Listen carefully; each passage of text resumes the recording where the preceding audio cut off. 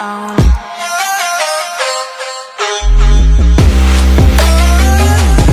And now we'll be learning about installing JDK into our system. I will show you how to do that. So we'll log into the website and we'll download the JDK, then we'll install that, then we'll make some changes to environment variable, then we'll try to run a code in our system.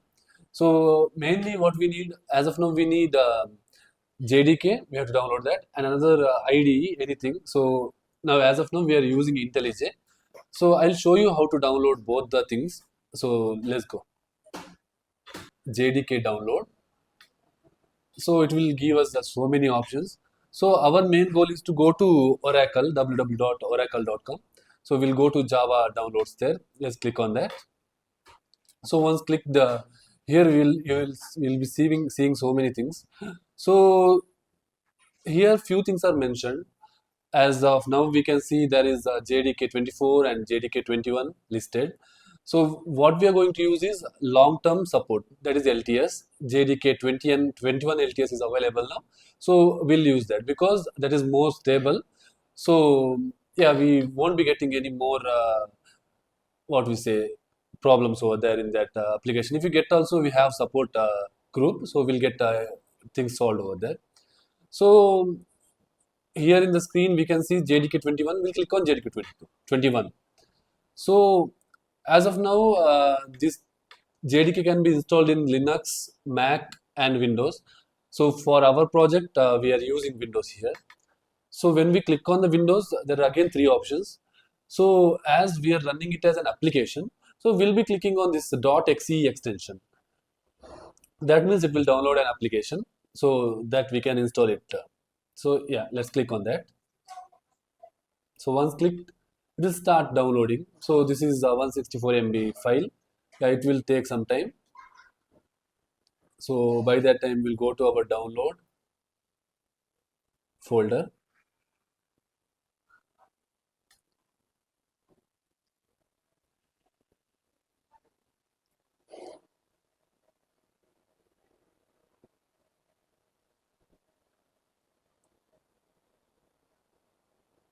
Yeah, it is downloading. It will take some time.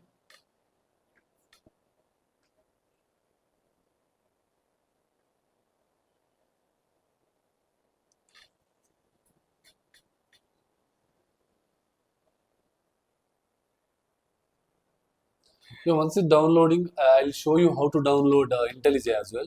So open another tab and just type for IntelliJ IDEA application. We can use IntelliJ, Visual Studio Code, or any other IDE that you're comfortable with. So I am comfortable with the IntelliJ IDEA. It comes from JetBrains. So go to there, click on that link.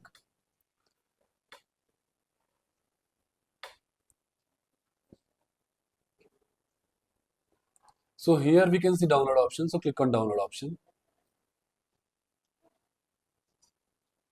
So here comes two things. One is IntelliJ IDEA Ultimate. Uh, it is kind of paid version.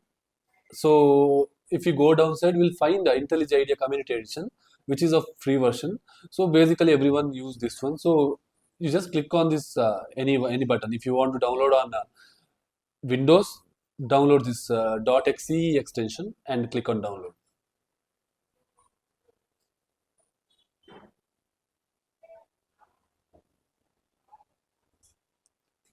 So once it is done, it starts downloading as we can see in the screen. So I have already have this application in my system, so I'm not going to download that. But yeah, you can download that and just install. Then there is nothing complex in installing that.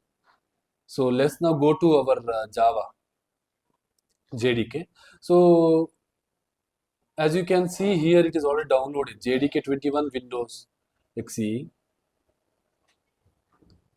So right click on that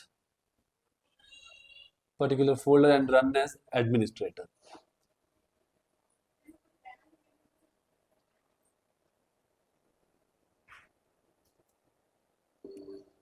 So give the permission and let it download.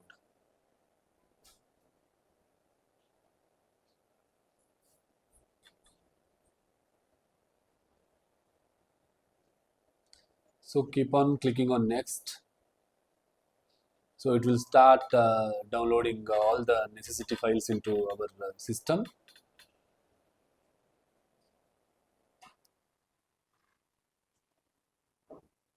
This will take a bit of time as it needs a lot of files to download.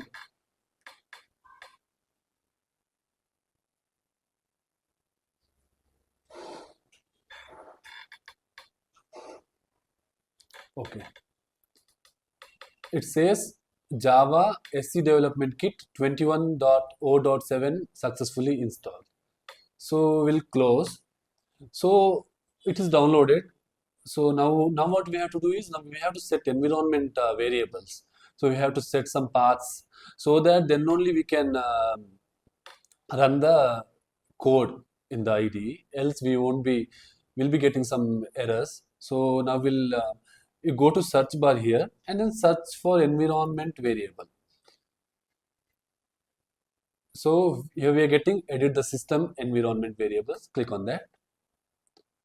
So here in the bottom you can see again environment variables thing is there. Click on that. So we can see here in the user, for me it is already created that file, user variables for my profile. We can see Java home is already created here. And even in the system variables also Java home is already created. Always, if it is not created, what we can do is we'll click on new, you write the name Java underscore home as a variable name. So what is variable value? Variable value is nothing but in your C drive, go to your C drive.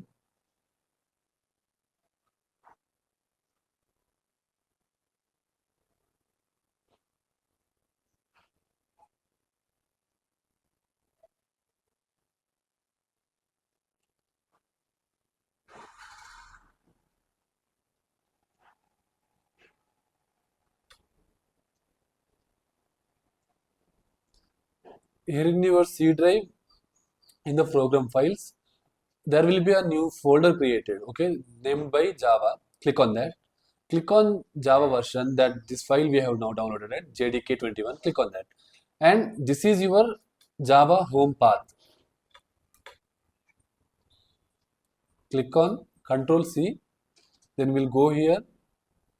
Variable name is Java underscore home and variable value is whatever that we have copied. Then click on OK. For me, it is already created. So you just click on OK. So this particular Java underscore home variable will be created. The same thing goes for system variable also.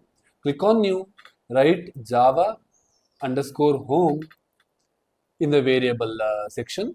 And in variable value, we'll again copy and paste the same thing. That is C drive location where our JDK file is located. And then OK, save the path. So another thing what we have to do is in user variable as well as system variable, we can see there is a variable path. So click on path.